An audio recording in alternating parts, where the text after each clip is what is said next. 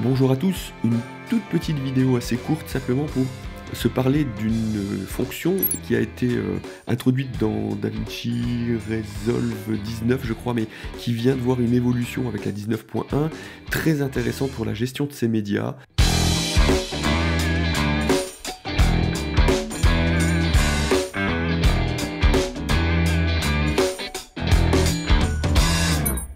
On a vu, hein, on connaît maintenant les choses avec la gestion des médias, on a vu tout ça dans Resolve 101.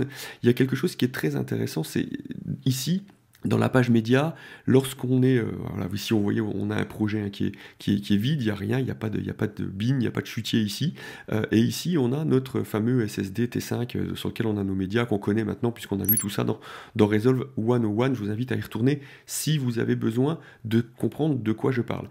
On voit que ici, ce qu'on a là en haut de la page média, c'est donc bien le contenu du SSD T5 média. On va venir le chercher ici, il est là. Voilà, ici, vous avez le dossier et dedans, vous avez les différents médias qui sont là. On va faire l'exemple qu'on va regarder, qu'on va voir, c'est avec le dossier iPhone, par exemple. On pourrait en prendre un autre, mais si on prend le dossier iPhone ici, ce sont donc des images qui ont été tournées avec un iPhone, il y en a ici qui ont été tournées avec une Sigma FP, etc. Mais on va prendre celui-ci. Si on prend le dossier avec les images tournées à l'iPhone, on voit bien que dedans on a 2 séquences vidéo et un autre dossier qui s'appelle Vertical avec 2, 4, 6, 8 séquences. Ok ? Ici, 8 séquences dans ce dossier qui s'appelle Vertical et 2 autres séquences comme ça jetées à la racine de ce dossier iPhone. Si je viens ici dans mon Resolve et que sous le chutier Master, je prends ce dossier iPhone et que je le glisse ici, alors il va, voilà, sous le chutier Master, il va créer un chutier iPhone et un sous-chutier vertical, hein, c'est exactement ce qu'on a ici, c'est le dossier iPhone et le sous-dossier vertical. Donc déjà, mais ça il le faisait déjà avant, le Resolve, il crée des chutiers et des sous-chutiers en fonction des dossiers, de l'arborescence de dossiers qu'on a dans son Finder et sur son disque sur lequel on a ses médias. Ce qui est intéressant, c'est de prendre ce dossier iPhone et de faire un clic droit. En faisant un clic droit, on va ici avoir la possibilité de resynchroniser les fichiers médias.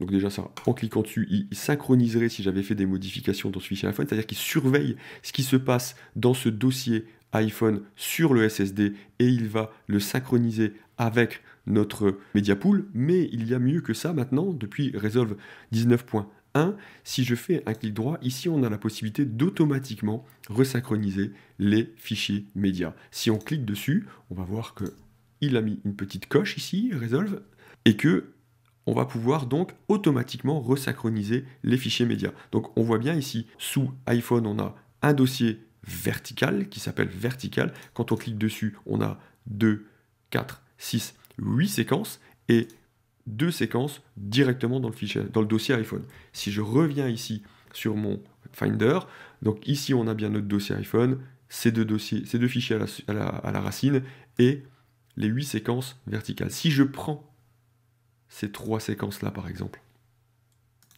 et que je vais les glisser dans le sous-dossier vertical ici, donc j'ai bien rajouté 3 fichiers. Donc maintenant, j'en ai 11 ici. Hein. On le voit bien, j'en ai 11. Lorsque je reviens dans le Resolve, normalement, hein, on va le faire en direct live, on va voir, il devrait y avoir 11 séquences dans ce sous-dossier vertical. Et voilà, lorsqu'on vient ici, il y a bien 2, 4, 6, 8, 10, 11 séquences dans ce dossier. Donc en fait, vous voyez, il va surveiller la totalité de ce dossier iPhone qui est devenu iPhone ici, qui est devenu un chutier avec ses sous-dossiers, et il va normalement même respecter l'arborescence. On va essayer. Si ici, je viens là et je mets ces deux fichiers-là sont des horizontaux, hein, ceux-là sont des verticales. Donc ce que je vais faire, c'est que je vais créer un dossier horizontal.